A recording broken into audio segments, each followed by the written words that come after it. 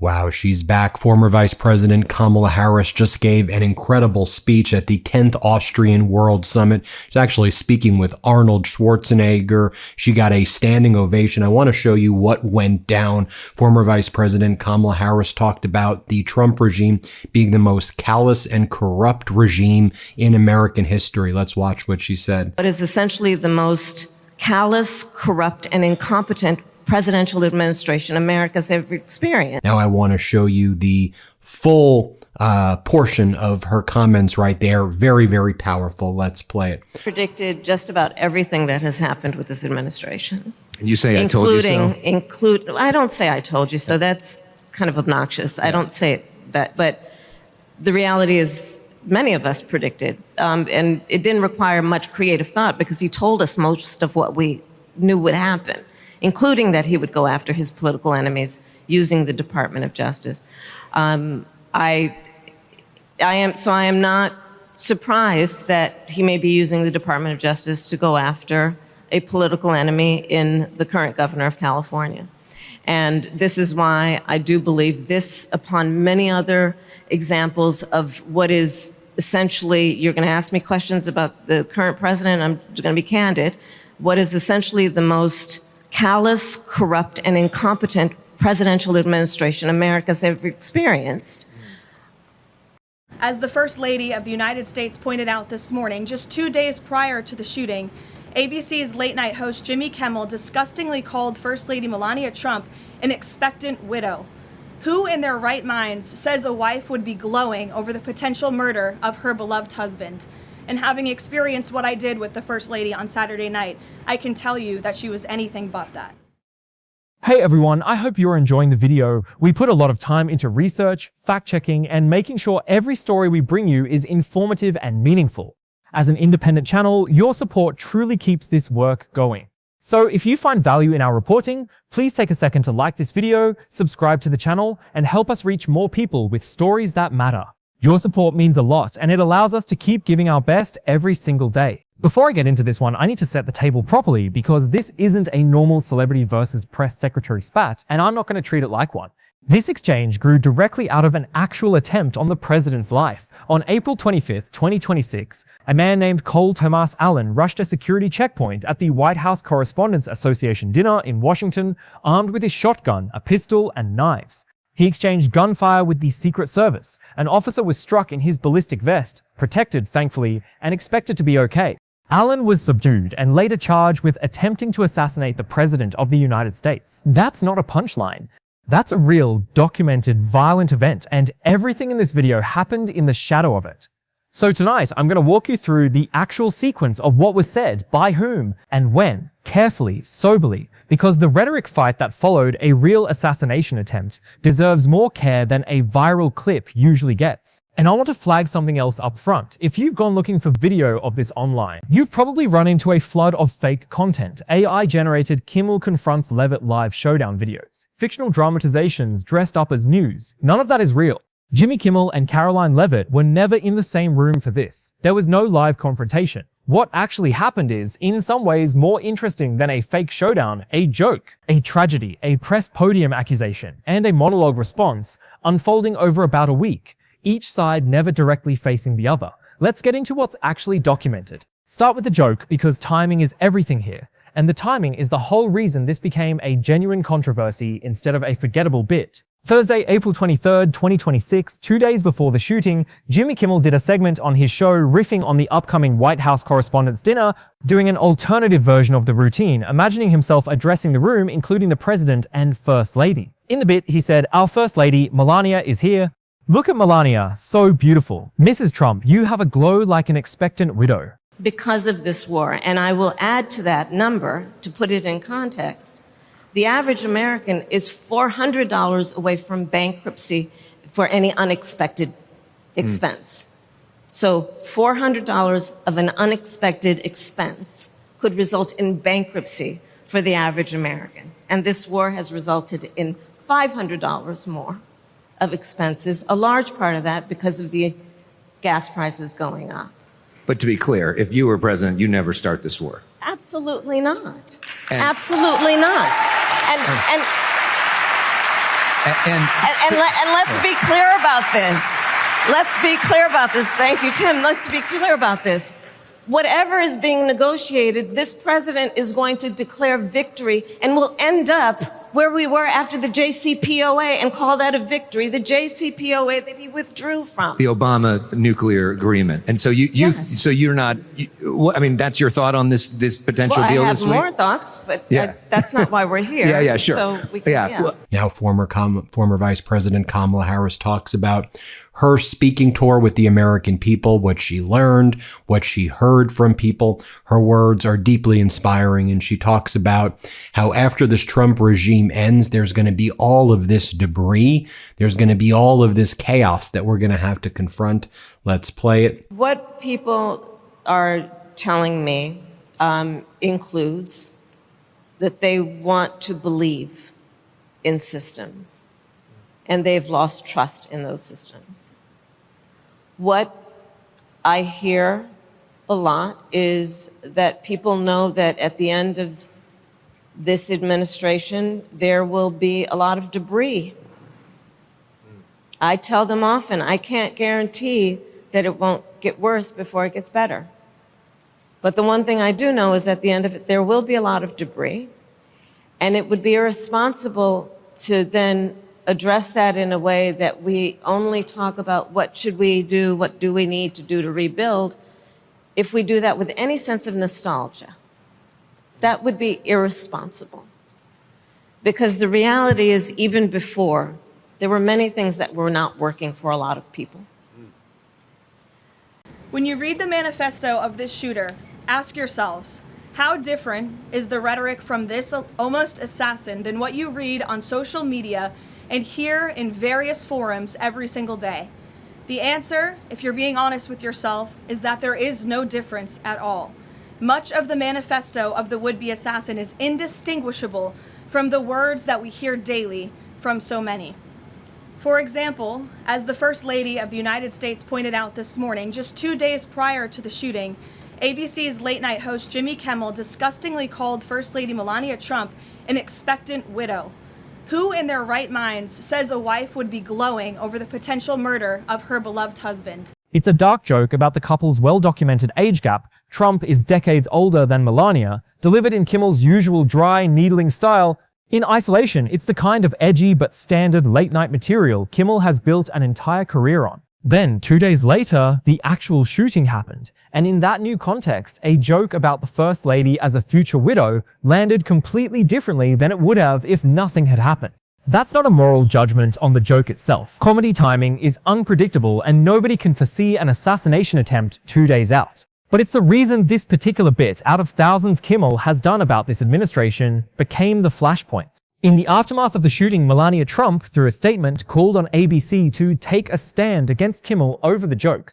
And then, at a press briefing, White House Press Secretary Karoline Leavitt went considerably further, tying Kimmel's rhetoric to the shooter's own writings. She told reporters that much of the manifesto of the would-be assassin was, in her words, indistinguishable from the words that we hear daily from so many people, and specifically invoked Kimmel's joke in that context, calling it completely deranged and saying it was unbelievable that the American people are consuming it night after night after night. I want to be precise about what's actually being alleged there because it's a serious charge and deserves to be stated exactly. Leavitt wasn't just saying the joke was tasteless or badly timed. She was drawing a direct rhetorical line between a comedy bit about a couple's age gap and the written manifesto of a man who tried to kill the president, suggesting that Kimmel's kind of language exists on the same continuum as the material that motivates. And therefore, what it does to delay the speed with which we should address the needs of the people results in distrust and also inefficiency. Now, you can contrast this to Donald Trump from earlier in the day when he was standing next to the leader of the United Arab Emirates. Donald Trump starts talking about how attractive and good looking the reporter is and how Trump says he's attracted to the reporter. You can play this clip. Mr. President, I have a question. Yes. Regarding this. What a nice looking person. Is he from your country? Is he from your country? Absolutely. No, he's got such a nice way about him. My people still They're so mean. Look at him, handsome guy. Can put him. Be careful. No, I can put him in a movie right now. Go ahead. And Donald Trump's really just been struggling at the G7 physically, just to live at this point. He just started wandering around in the wrong direction at the G7 summit photo. I'll show this to you right here. Let's play it.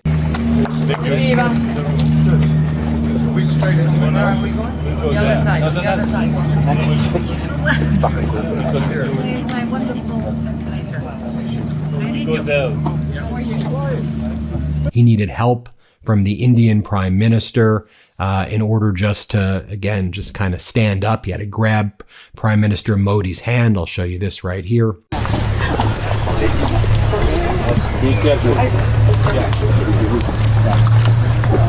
And then finally, I'll just share with you, when he was with French President Emmanuel Macron, just kind of, ranting about UFC fighters, and he just sounds terrible. I don't know what he's even talking about. Contrast what I just showed you with former Vice President Kamala Harris to Trump's behavior. Let's play what Trump just did with French President Emmanuel Macron so you can see for yourself. Merci beaucoup. So I want to congratulate the president. Last night, Cyril Gane won the fight against a great fighter, supposed to be unbeatable. And that was it. Cyril is from France. Did you watch the fight? Yeah.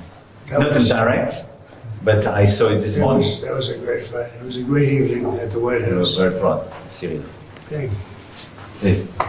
There's been some public sparring between Elon Musk and the president's trade advisor, Peter Navarro, on some of these tariffs. Musk actually referred to Navarro today as being, quote, dumber than a sack of bricks. Are you at all, or is the administration, the president, all concerned that this is maybe impacting the public's understanding of these tariffs? It might be messing with the message on it? No, look, these are obviously two individuals who have very different views on trade and on tariffs. Boys will be boys, and we will let their public sparring continue. And you guys should all be very grateful that we have the most transparent administration in history. And I think it also speaks to the president's willingness to hear from all sides, that he has people at the highest levels of this government in this White House who have very diverse opinions on very diverse issues, but the president takes all opinions in mind, and then he makes the best decision based on the best interests of the American public. It's political violence. That's a genuinely serious accusation to level from an official White House podium, and it's worth sitting with the weight of it before we get to how Kimmel responded. And here's a piece of context from the same news cycle that I think is essential to understanding the full picture, and it's the part that gives Kimmel's eventual comeback its actual teeth. Just days after Leavitt's remarks, at a separate press conference, Acting Attorney General Todd Blanche, standing alongside Leavitt and White House Communications Director Stephen Chung, argued that the rise in political violence was substantially the fault of Democrats and the media. Blanche told the assembled reporters directly, the political violence and rhetoric has got to stop. Many people in this room, if we're going to be honest about it, have done it.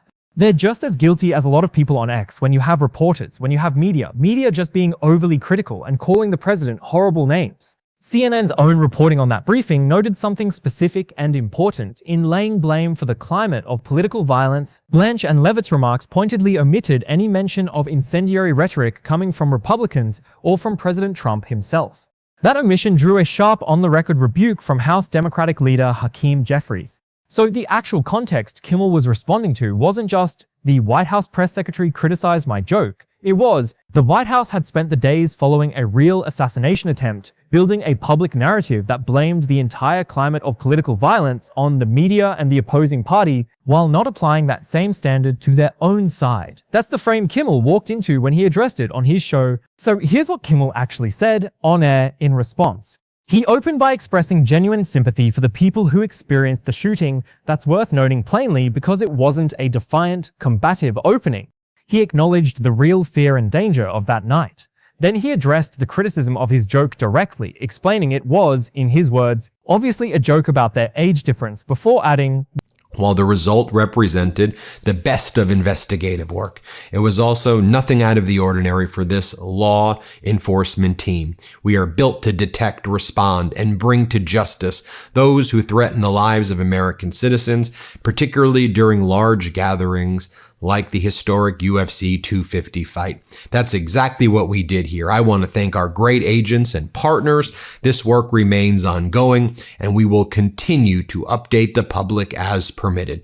We continue to encourage any American to report anything suspicious at 1-800-CALL-FBI. So they're saying this is the 5th assassination attempt on Donald Trump, and this is the 3rd in basically a month at this point, or a month and a half.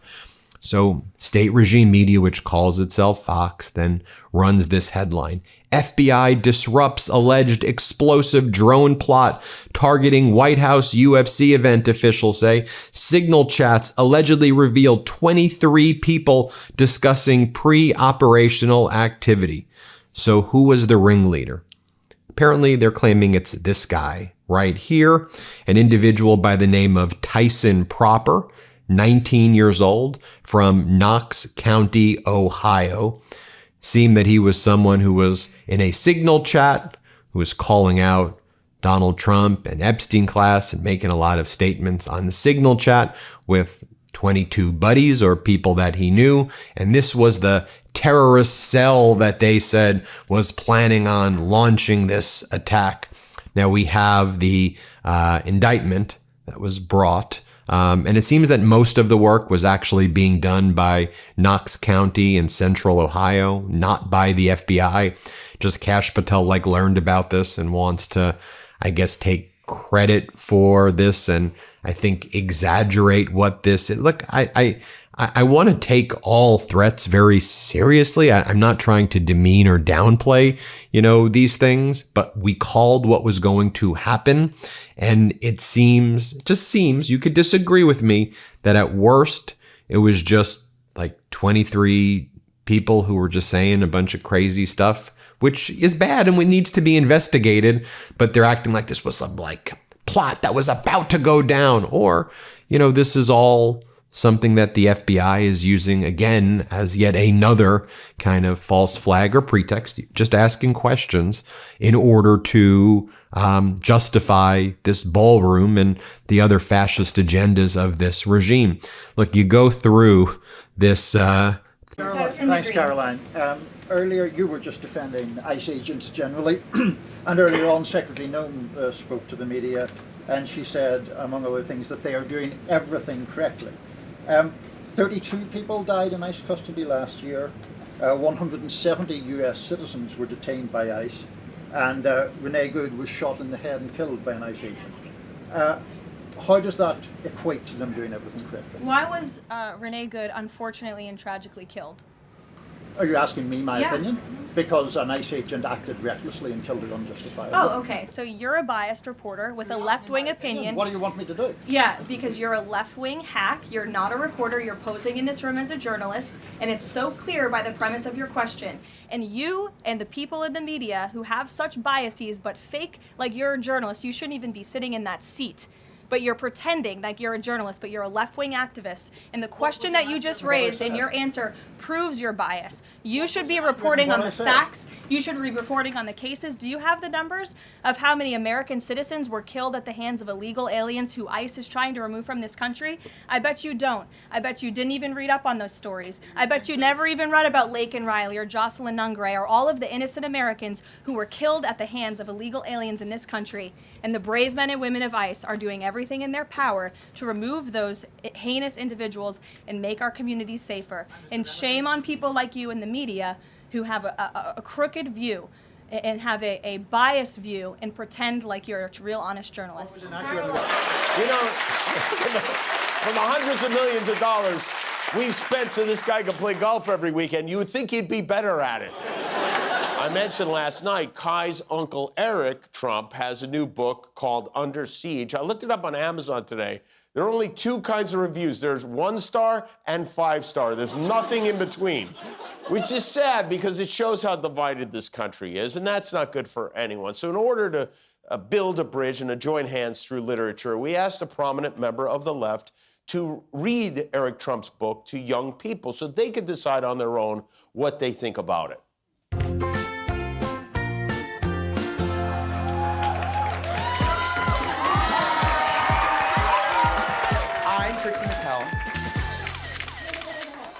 Do I scare any of you? No. Really? You just look amazing. Oh my Why would that be scary? That is so affirming. Thank you so much. You guys look amazing too. With his characteristic sarcasm, a line about the look of joy we see on her face every time they're together. And then came the line that's become the centerpiece of this whole story. He told Leavitt to clean up your own house before you have anything to say to us. That's the entire documented exchange. No live confrontation, no back and forth. A press podium accusation, followed roughly a week later by a monologue response that both defended the original joke and turned the dangerous rhetoric accusation back on the administration itself. And I think clean up your own house is worth unpacking, because it's doing something more precise than just, you're a hypocrite. Kimmel's implicit argument, read in the context of what Blanche had just said at that press conference, is that an administration whose own top officials were, that same week, blaming journalists broadly for calling the president horrible names while ignoring rhetoric from their own side, was in a weak position to lecture a comedian about the dangers of divisive language. It's the same rhetorical move we've documented from him before, going back to the Melania Coat comments and the Prince Knight Templar defense of himself during his suspension. Don't just deny the charge, identify the double standard in who's making it. Now, to be fair and complete, because that's the standard on this channel, especially on a story this serious, it's worth stating plainly that reasonable people can disagree sharply about where the actual line is here. Leavitt's underlying concern that heated political rhetoric across the spectrum can contribute to a climate where violence becomes more thinkable is not a fringe or bad faith position. It's a real argument made by serious people across the political map after nearly every act of political violence in recent American history, including this one, where people disagree is on the specific application, whether a joke about a couple's age gap belongs anywhere near that conversation, and whether the administration applied that standard evenly or selectively. I'm not going to adjudicate that argument for you. I'm going to give you the documented facts and let you weigh it, because pretending there's an obvious, easy villain in a story that starts with an actual attempted assassination would be doing you a disservice. What I can tell you with confidence is what actually happened, in order: joke, shooting, Melania's statement, Leavitt's press podium remarks tying the joke to the shooter's manifesto, Blanche's broader remarks blaming Democrats and media while omitting the president's own rhetoric, Jeffries' rebuke, and then Kimmel's on-air response defending the joke and turning the hypocrisy charge back on the White House. That's the file. No live confrontation, no viral showdown video, just a real serious asynchronous argument. Major red flags are surfacing over what the Trump regime claims was a fifth assassination attempt directed at Donald Trump, this time by a drone swarm at the UFC event. Donald Trump's FBI director, Kash Patel, is saying today that the FBI prevented a fifth assassination attempt against Donald Trump when a group of people, with the ringleader being from Ohio, were about to launch these drones to attack the White House. Now, folks, I think there are major red flags with this story. In fact, go back and watch what I reported on Sunday morning. I'll show that to you in a little bit. Before the UFC event, I was telling you that my sources were saying that they were going to try to fake a drone attack or gin up that there was a drone attack on the White House that they were going to divert. It's literally the video I made Sunday morning. And here we are on Tuesday when I'm recording this, and that's precisely what they are claiming. Now, this comes at the same time that the Washington Post did an expose that the ballroom that Donald Trump wants to build is going to cost about $600 million, and half of the funding is going to come from taxpayers. So I think it's reasonable to ask questions. Are you using this as a pretext to now build a ballroom because Donald Trump has been saying that part of the ballroom is that it's drone proof and that any drone that hits it will kind of magically evaporate? I'll show you what Donald Trump said there in a moment. But let's just go through this. Let's bring out the receipts piece by piece, as we always do here at the Midas Touch Network. So what did Kash Patel state this morning? And then what did Fox, which is state regime media, instantly report? Kash Patel posts the following. On June 10th, FBI and our law enforcement partners became aware of a potential threat to the UFC America 250 event in Washington involving individuals outside of the National Capital Region, and thanks to the rapid action of this FBI, our partners in the Department of Justice, in a multi-state operation, multiple individuals are now in custody, and allegedly planned attacks were stopped cold. The First Lady of the United States pointed out this morning, just 2 days prior to the shooting, ABC's late-night host Jimmy Kimmel disgustingly called First Lady Melania Trump an expectant widow. Who in their right minds says a wife would be glowing over the potential murder of her beloved husband?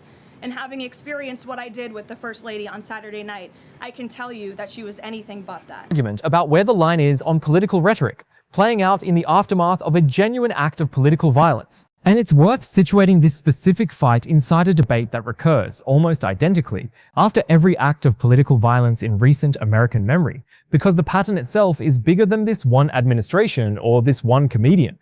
After the 2011 shooting of Congresswoman Gabby Giffords, after the 2017 shooting at the congressional baseball practice, after the 2024 and 2025 attempts on Trump's own life during the campaign, and now, after this incident, the same basic argument recurs almost on schedule. One side says the other side's rhetoric created the climate for violence. The accused side says that's an unfair or selective reading, and serious people across the political spectrum spend the following days arguing about where satire ends and dangerous incitement begins. There's rarely a clean, universally agreed upon answer because the honest truth is that heated political rhetoric flows in both directions in this country, constantly, and assigning blame for any one act of violence to any one specific joke or statement is genuinely difficult to do with precision, which is exactly why these fights tend to generate more heat than clarity. This case fits that same well-worn groove, real tragedy followed by a real and legitimate debate about causation and hypocrisy, followed by neither side fully persuading the other.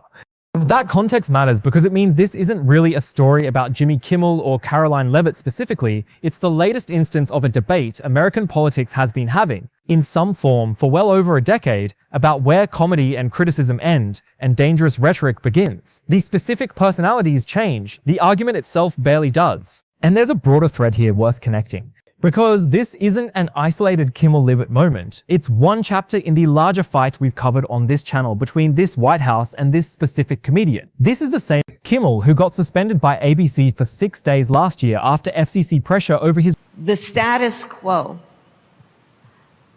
is not working for a lot of people. And what the people are telling us is that they want things to be better. And in some places, what that sounds like is we want that to be broken. But they don't actually necessarily mean break it through destruction. But they do mean it has to be better. And I think the people are right. One of the things I think about in the context of the future is Gen Z. I love Gen Z. They are... in the United States, I'm not sure about here in Austria, they are a larger population than baby boomers demographically. They are between the age of about 13 and 28. They have only known the climate crisis. They experienced a pandemic where they lost significant portions of their education and socialization. And the thing I love about this generation, they are so beautifully impatient. They are not waiting for us to figure it out.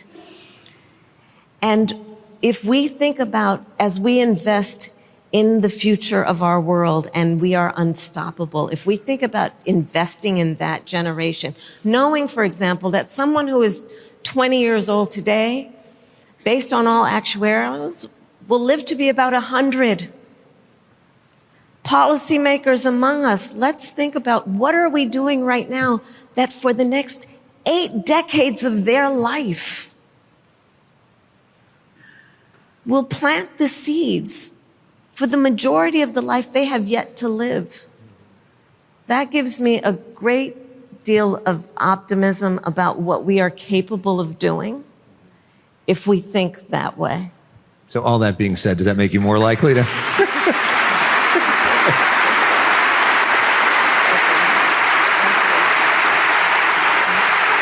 Does that make you more likely to run then?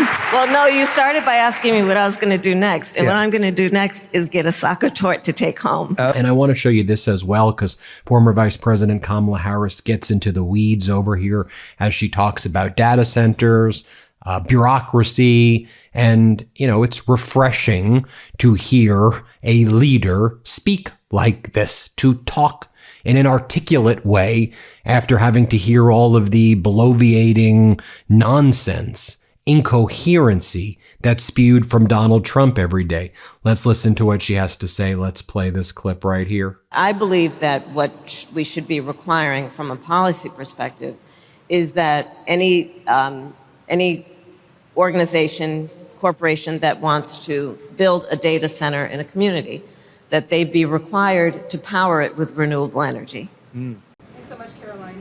The president warned that any protests on Saturday would be met with force. Can you clarify what kind of protest President Trump does support or find acceptable? The president absolutely supports peaceful protests. He supports the First Amendment. He supports the right of Americans to make their voices heard. He does not support violence of any kind. He does not support assaulting law enforcement officers who are simply trying to do their job. It's very clear for the president what he supports and what he does not. Unfortunately for Democrats, that line has not been made clear, and they've allowed this unrest and this violence to continue, and the president has had to step in.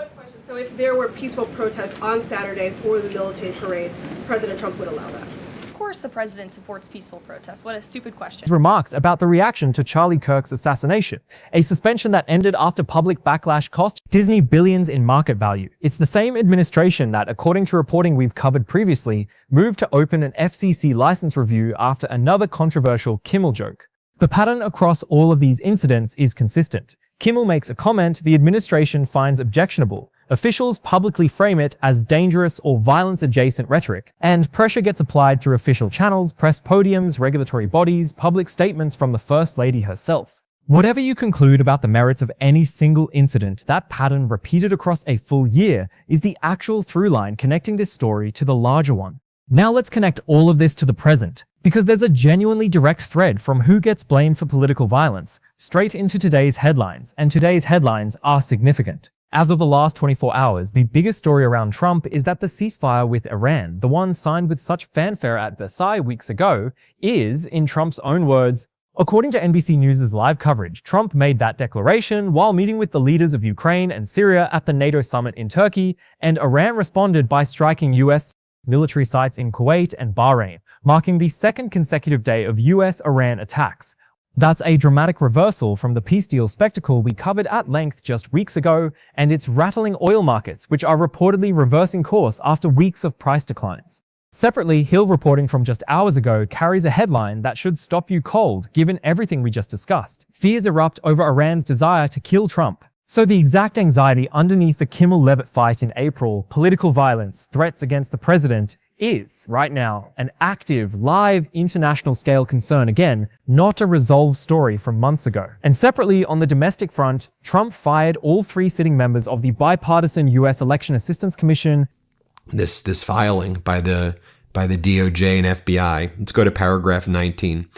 Some of the more serious members of this group that was involved in this apparent drone plan, including Proper, that's the guy you saw, Tyson Proper, the 19-year-old, moved their communications over to the encrypted communication app Signal. There, they planned an attack for the upcoming White House UFC event. Proper believed many of the group members had prior military experience. The group was broken up into 3 tiers, with Tier 1 having to meet physical fitness standards and acquire equipment such as personal body armor and firearms. Proper admitted to being one of the team leaders. This guy was the Tier 1 guy. This guy was the Tier 1 team leader. I'm just saying, you can take a look at what the guy looks like. Interview with Proper's mother, as Kyle Seraphin says. The bad guys online were ultra-religious, anti-government, citing grievances involving corruption, the Epstein files, and data centers taking up all the water. On June 11th, I contacted Proper's mother for a telephone interview. This is what the FBI account of it was. For additional information, she detailed Proper had recently begun interacting with a group online comprised of individuals who claimed to be ex-military and Christian-based.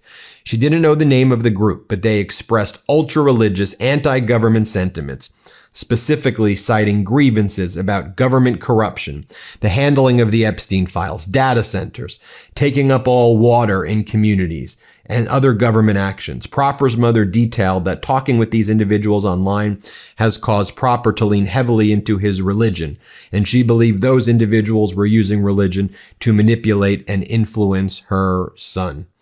And now another one of the purported leaders of this drone assassination plot was somebody by the name of Michael Allen Thomas. And here's how state regime media, which calls itself Fox, writer and reporter Bill Mulligan details it. Breaking. Details via federal arrest affidavit reveal that a California man named Michael Allen Thomas was also one of the alleged organizers of the alleged UFC White House terror plot. Feds say he admitted he believes the U.S. government is run by elites who sacrifice and eat children, had involvement with Jeffrey Epstein, and are protected by President Trump. Investigators took screenshots of his signal chats in which details of the plot were discussed and maps of the UFC event were shown with suggestions on where snipers should be placed. Feds also recovered rifles and ammo. Sources tell colleagues David's punt those in custody are American citizens and there is no foreign nexus believed to be at play. Thank you. Thank you. Yeah. Well, I have a whole pile of books here. What if we chose one together? Because this is, after all, a democracy. As of this morning, it's still a democracy. I'm not sure. First up, we have, who cares about elderly people? Yeah. No. Yes. No. Yeah. This is collectible spoons of the Third Reich. No, not at all. Okay, would you guys like to read a book by President Trump? No. Please. Whoa, hold up. What about President Trump's least favorite son? Listen, we have to pay respect because this ghostwriter worked really hard on this. Is everybody here potty trained? Matthew, are you potty trained? Yeah. You don't seem sure. That's okay, because Eric isn't potty trained either. Yeah, that would make sense. Oh, here's a little quote from the book. Are you ready? No. Oh, Lord. Donald Trump is certainly unconventional. He's certainly not politically correct. He also has a heart of gold and is the greatest father a son or daughter could ever have. Okay, I'm gonna stop you there. Instead of skipping this page, we should skip the entire book. No, instead, we should skip entire story time and just go straight to lunch, because I'm pretty hungry right now. I love your style. I have a Lunchable in the back of my car. We want books with pictures. Pictures. Okay, there are some pictures. Gosh, I mean, can I tell you? Just months ahead of the November midterms, a move that even Republican Congressman Mike Lawler, up for re-election in a competitive New York seat, publicly said he wouldn't have made at this moment. Heading into the midterms, the Election Assistance Commission exists specifically to be a non-partisan, independent body overseeing election administration. So purging all 3 sitting members right before a midterm is, structurally, the exact same instinct we've tracked across multiple videos on this channel. Independent, guardrail-style institutions getting reshaped right when their independence would matter most. And there's more from just this week worth noting for the full picture. A bipartisan Senate race in Maine got scrambled today too. Democratic candidate Graham Plattner officially dropped out of his Senate campaign, clearing the way for the party to pick a new nominee just days before the filing deadline, while Senator Tammy Duckworth publicly came out against a potential replacement candidate over his handling of a deadly outbreak at a veterans facility during his prior tenure running Illinois' health department. Meanwhile, the Trump administration finalized a rule today rolling back Endangered Species Act protections tied to agency actions, removing language designed to prevent damage to wildlife habitats, in a move the administration frames as reducing costs for energy, farming, and fishing industries, but which critics note weakens a 50-year-old law credited with helping save species like the bald eagle and California condor from extinction. And in a smaller, stranger item, Palm Beach International Airport was officially renamed President Donald J.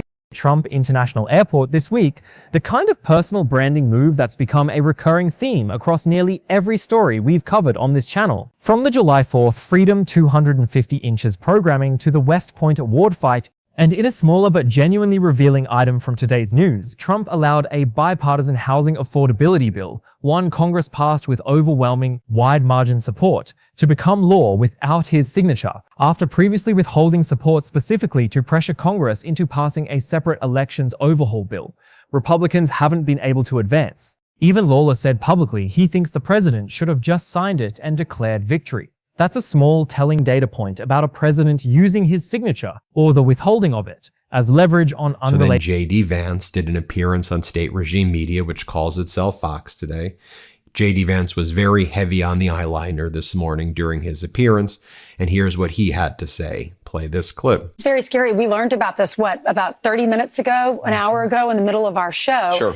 Why do you think they're telling us this? Because I know there's a lot going on behind the scenes with the FBI. Sure. We don't always find out. Why do you think they're telling us this now? And what's your reaction? Well, I think they're telling us because the scale of the planned attack is so significant. And I think it's important for us to be as transparent as we can be about these ongoing investigations. We want to tell the American people what's going on, of course. But I actually just heard about it this morning myself. And so this is a very, very dark stuff. And unfortunately, we were talking about this a little bit off camera, but this is what happens when people turn the rhetoric up so loud that disagreeing with somebody is a cause for violence. That's the place that we've come to, unfortunately, with too much of our political rhetoric. And then, of course, on what they call on state regime media, Fox and Friends, they went into this story. Drone attack, nearly diverted. There was going to be all of these drones that were about to swarm the White House at the UFC event. And Kash Patel saved the day again. The fifth assassination attempt diverted. Here's what they say on state regime. Let's play it. This breaking news just into the Fox newsroom. The FBI disrupting this alleged plot, targeting the UFC Freedom 250 event at the White House. Officials telling Fox a network of nearly 24 potential plotters were identified, with at least 5 people in custody right now. The suspects allegedly traveled to Fredericksburg, Virginia to make final preparations for the attack. And the alleged plan allegedly included explosive-packed drones hitting buildings near the event, forcing a mass evacuation, and then steering crowds, get this, toward a pre-staged sniper team. A second wave was then planned to storm the White House gate. The FBI first learned of the threat on June 10th and worked with law enforcement across multiple states to stop it. FBI Director Kash Patel saying, quote, "We are built to detect, respond to, and bring to justice those who threaten the lives of American citizens, particularly during large gatherings like the historic UFC 250 fight." That's exactly what we did here. Over 4,300 people were in attendance for UFC 250, which included 1,200 service members. Luckily, nobody was harmed during the FBI's takedown. The event went off without a hitch. Then Donald Trump was asked about it at the G7, and Trump apparently had no clue what was even taking place. Let's play it. Mr. President, were you briefed on the attack plans for the UFC event at the White House? There was the FBI thwarted an attack. I haven't heard about it, no. But I watched, the attack that I watched were the fighters. And he saw it too, by the way. He was sitting back home in his beautiful palace and he was watching it. And they were as good a fights as I've ever seen, right? The best fight. The best. They were. That last fight was brutal. Wow. And the two last, all of the fights. The two fights. It was all good. It was a great evening. It was very different for the White House, but I wish you could have been there. We built an incredible arena. Dana did a great job. Is there going to be another fight next year, Mr. President? Well, I don't know. I got away with it. That's because 250 years. You know. Maybe in another 50, maybe in 300. So now I want to share with you what I said on Sunday morning. You can go back and see for yourself the date that I predicted that this was going to happen. And I was trying to flag it so if it did happen, I can say, look what I told you on Sunday they were going to do, just so you know that we have a line into what they're doing at this point. So you can just see for yourself. Out here, now that this new batch of Epstein files is out, the Distract-O-Matic is cranked all the way up. The DOJ released 3 million pages on Friday, which sounds like a lot until you realize there is another 3 million pages that they haven't released and do not plan to ever release, even though they are required to release all of it by law. And it's important to remember the Justice Department is a completely independent agency from the White House when anyone other than Donald Trump is president. Trump put Pam Bondi and Todd Blanche in charge of the DOJ, which is kind of like the IRS hiring your mom and dad to do your tax returns, okay? And there are so many characters in the mix. Elon Musk. Now, Elon Musk, back in June when he was fighting with Donald Trump, he made a big announcement. He wrote, "Time to drop the really big bomb. Real Donald Trump is in the Epstein files. That is the real reason they have not been made public. Have a nice day, DJT." And we all went nuts. But what he neglected to mention is that he is in there, too. His name comes up more than 1,000 times, including in 2012 when he and Epstein were planning a visit to the island. Elon claims he never went to Epstein Island. He says his correspondence is being deliberately misinterpreted by his enemies. For example, when he wrote Jeffrey Epstein, a registered sex offender, by the way, to ask, what day night will be the wildest party on your island, he was asking so he could avoid that night. He had a lot of work to do. And he didn't want to be distracted by wild parties. You understand? There are a lot of emails. This one is from a sender whose name was blacked out to Epstein on the day after Trump won the election in 2016. The emailer said, "I remember flying back with Donald on his plane the first weekend I went to visit you in Florida. Was the weekend he met Melania, and he kept on coming out of the bedroom saying, 'Wow, what a hot piece of ass.'" Yeah, I don't think they mentioned that in the Melania documentary. The word Trump comes up 4,800 legislation, the same use every lever available instinct that showed up in the Election Assistance Commission firings and, in a very different form, in the West Point Award episode we covered previously. Now, my read, because I always give you one, though I'll say up front, given the gravity of the underlying event, I'm going to keep these more measured than usual. Prediction 1, the Iran situation, not the Kimmel Leavitt story, is going to dominate the news cycle for the next several days, and it should. A ceasefire collapsing and American military sites getting struck in 2 different countries in consecutive days is a genuinely serious escalation. And I'd expect the who's responsible for political rhetoric fight to fade from the headlines, specifically because there's a live international crisis competing for attention. Prediction 2, expect continued scrutiny of the Election Assistance Commission firings as the midterms approach, especially given that a sitting Republican in a competitive district has already broken ranks to criticize the timing. If election administration becomes a flashpoint issue this fall, and given the tariff-driven affordability concerns we've covered elsewhere, plus a contested Maine Senate race already generating headlines this week, that commission's vacancy is exactly the kind of structural detail that tends to resurface once actual voting disputes start happening. Prediction 3, on the narrower question of Kimmel and the administration, I'd expect this specific cycle, joke, official rebuke, monologue response to repeat again before the midterms, because it's now a well-established pattern with well-established roles on both sides. Whether the next flashpoint carries the same weight as one following an actual assassination attempt is impossible to predict, and I genuinely hope it doesn't come to that again. So where does this leave the actual Kimmel-Leavitt exchange? Full honesty, same as always. There was no live confrontation, no dramatic showdown. The fake videos claiming otherwise are just that, fake. What actually happened was a serious, consequential argument about political rhetoric and responsibility, conducted at a distance in the direct aftermath of a real attempt on the president's life. Leavitt raised a real, if contested, concern about rhetoric and violence. In 28, they have only known the climate crisis. They experienced a pandemic where they lost significant portions of their education and socialization. And the thing I love about this generation, they are so beautifully impatient. They are not waiting for us to figure it out. And if we think about, as we invest in the future of our world and we are unstoppable, if we think about investing in that generation, knowing, for example, that someone who is 20 years old today, based on all actuarials, will live to be about 100. Policymakers among us, let's think about what are we doing right now that for the next 8 decades of their life will plant the seeds for the majority of the life they have yet to live. That gives me a great deal of optimism about what we are capable of doing if we think that way. So all that being said, does that make you more likely to?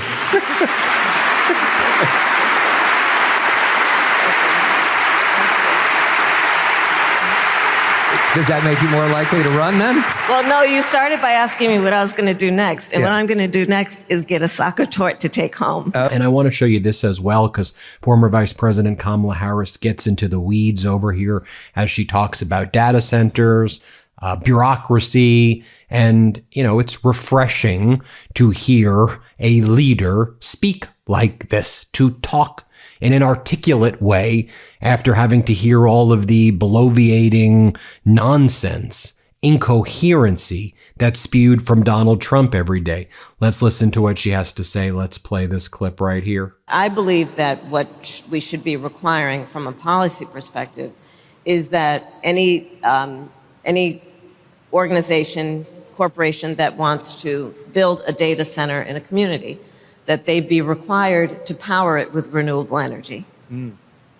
And that they also be required to invest in what has been a decaying for decades energy grid in America. The energy grid writ large in America was built in the 1960s and 70s. It is old and it is inefficient. And when we look at the specific reasons for then high energy prices, that is among them, which is an old and decaying energy grid. So as data centers are being developed, and there is a certain, just ubiquitous nature of it, it's happening around the country. Tim, you know that.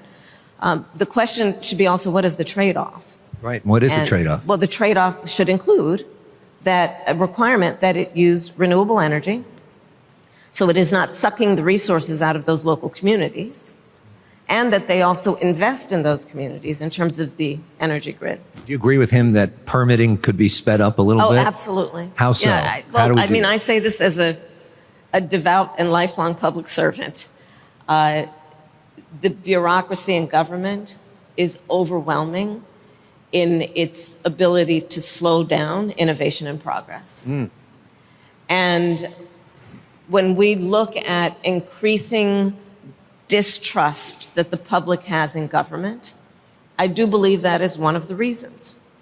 We have taken on an ethos almost that prioritizes process over progress, to our detriment. When I think most countries, but I'll speak for America, when we look at and ask, why do the people not trust their government or its leaders?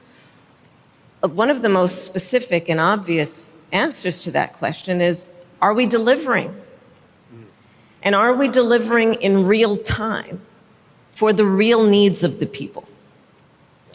And the basic need that the people have is to be able to afford life, which means raise their children, have enough to eat, have a roof over their head, be able to take a vacation from time to time. And when we're not meeting those needs, we fail. And bureaucracy. The street. It's getting scary out here. The bushes themselves are turning on ICE agents. The houses are turning gay. Send help. We're really, really frightened. We're just trying to survive. And I want to say the restaurant where my husband and I are eating is out of the crab rangoon. I'm here in Chicago where the carnage continues.